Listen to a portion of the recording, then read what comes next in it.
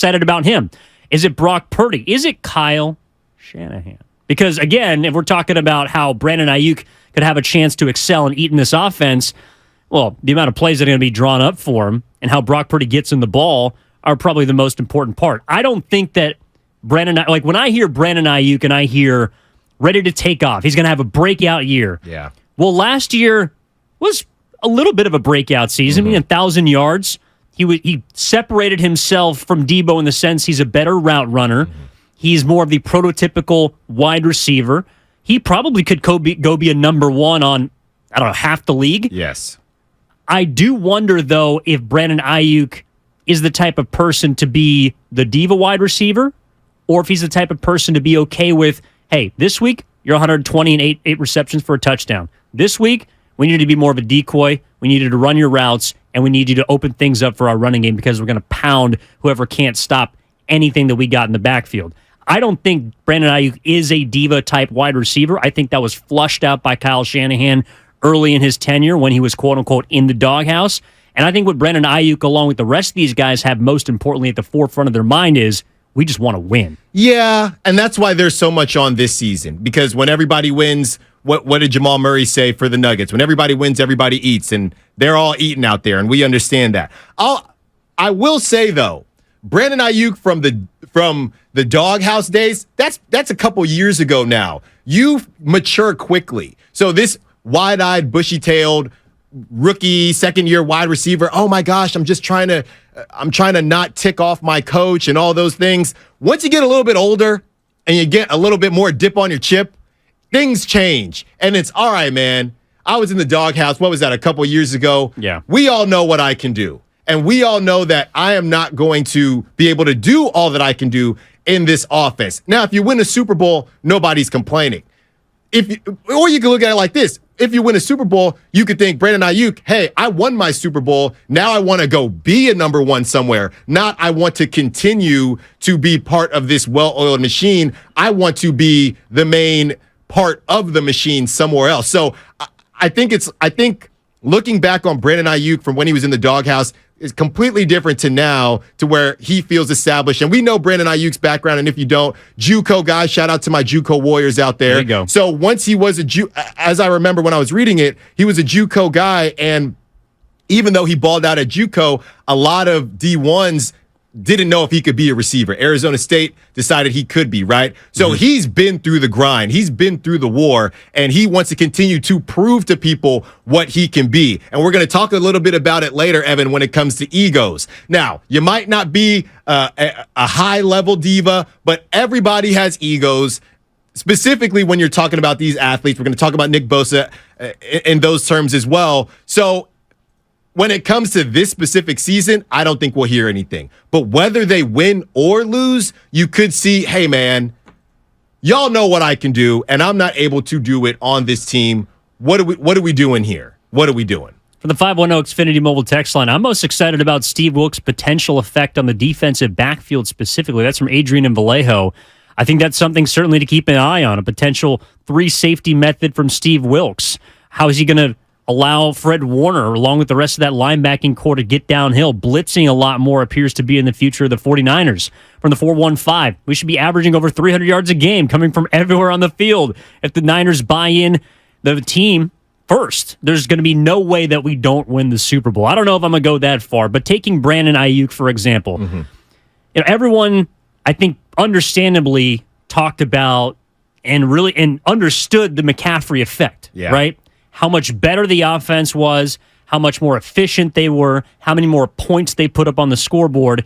Well, someone like Brandon Aiyuk honestly was not that much affected by Christian McCaffrey. Before the McCaffrey deal, and I'm going to put Kansas City in that category, even though he technically was active for that game. He wasn't starting. About 4.5 catches, 57 yards. That was about Brandon Ayuk's average. Right. After the McCaffrey deal, about 5 catches, 61 yards. The touchdowns were slightly more in favor after McCaffrey got here, 5-3. But that's the kind of thing, and to me, why Brandon Aiyuk is such a valuable asset, and it is kind of the case study for this conversation. If we're looking at positive things, if we're looking at things to be excited about, I'm excited about the consistency that I can see from a Brandon Aiyuk Deebo Samuel, in my opinion, is much more of a roller coaster. You're going to get those Monday Night Football games against the Rams where he's breaking tackles, he's getting upfield, he's burying guys in the turf, and he's scoring touchdowns. He also might be a bit absent in some games. To me, Brandon Aiyuk is, in a way, the guy you kind of can pencil in for 6 for 80, maybe a touchdown, but he's going to be active each and every game, and that's what I'm excited about with this 49ers team is they do appear to have plenty of pieces that can consistently provide, and Aiyuk would be the guy on offense for me. Yeah, but I think I'm basing that on Deebo being down last year, and if Deebo is going to be on the revenge tour, another overused sports term that I just used, man, I'm this is bad today, Evan. It's bad today, but it's a Feel Good Friday. If Deebo is doing his thing, something has got to give, right? I don't see Deebo having his revenge and Brandon Aiyuk not moving at all. And if it doesn't come from Brandon Aiyuk, then it comes from George Kittle. It's going to come from somewhere if you start to pencil in. I don't see this offense. I guess what I'm saying is last year we saw possibly the best version of this offense, right? With Brock Purdy at the helm, adding Christian McCaffrey. Didn't lose. I don't know how much better, if we're going to say, hey, we're just going to keep getting better and everyone's just going to get more yards. And in that offense, Deebo was the down player. I don't see how, if my belief is correct and Deebo shows up in the way that he showed up the last couple of years, I don't see how nobody either plateaus or regresses. So if it's not Brandon Aiyuk, it's going to be somebody. And it ain't going to be Christian McCaffrey. Well, okay, so taking the other side of that, so who do you expect to have a breakout year? Or is there going to be a breakout candidate? Because there aren't a lot of young, kind of up-and-coming pieces that consistently are starting for this offense. Ronnie Bell. He did make the roster. Cracking that bell. So what, he's going to take Juwan Jennings? Juwan Jennings is another guy. Mason? Juwan Jennings is another guy who he seems at this point, he seems a bit niche, right? There's a reason we say third and Juwan. He's a bit of a niche receiver. So I wouldn't be surprised if Ronnie Bell can not drop the ball and cause interceptions. To me, Ronnie Bell is more of a prototypical Kyle Shanahan receiver. All about the yak. All about that yak. Yeah, if he can hold on to the football, I don't see a reason why we can't try and get him in the mix. 888-957-9570. Is it the offense that you're most excited about? Is it the defense? Is it a specific player? Is it a specific storyline? Is it the head coach? Is it where the 49ers are currently? Because, again, I think this is all, Allen, surrounding the fact that the 49ers are seen as one of the two, if not the best team in the NFC. Mm-hmm. As much as I think Dallas is a quality team, maybe even better than last year, I don't think the Vikings are going to be as good as last year. So optimistically, if you're a football fan, you'd call it a 3-horse race. I would call it a 2-horse race. The 49ers are going to be compared to Philadelphia every single step of the way. It's the reason why a lot of people don't believe that a 3-4 start is something they can afford, right, or a 3-5 start, much in the way they had the last 2 years. That cannot happen this year. But even if, for example, they lose week 1 at Pittsburgh, to me, this is a team that is and has shown itself to be one that gets better as the season continues. Yeah. Like, they have not flamed out over Kyle Shanahan's tenure, except for the first, I guess, maybe a couple of years. But since they have put themselves in NFC contention, into Super Bowl contention, this is a team that has consistently got better throughout the season. They are in win-now mode. That means to me that is defined as someone that is willing to cash their chips in, that is willing to make moves like Christian McCaffrey, going out and acquiring the best running back, pass catching, and running back in the league.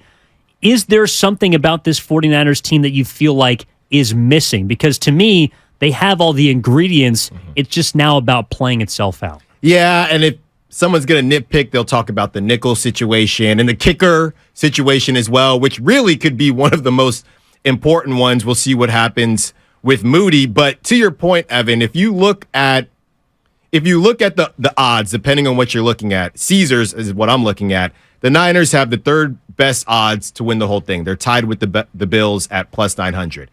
And if you talk to Niner fans, does it feel like that? I would say no, it doesn't feel like that.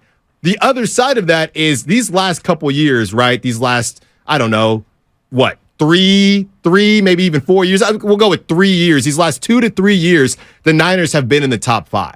And I think if you continue to stay in the top 5 for best Super Bowl odds and not get it done, that's what makes people, and get close, that's what makes people feel, all right, I'm just going to check in when it happens. Specifically when you see other teams outside of the top 5 feel like they passed by you, okay? The Bengals, even though they didn't get it done, passed by you. The Rams, I don't know if the Rams, even in their heyday, I don't know if they were top 5. Maybe I'm remembering incorrectly, but they were in the top 10 for sure. But the Rams kind of sneak in, get one, and now they're back to bottom dweller. So that's why I think some fans are just, hey, man, they've been to the NFC Championship. What do you want me to do? They went to a Super Bowl. I just want them to get it done.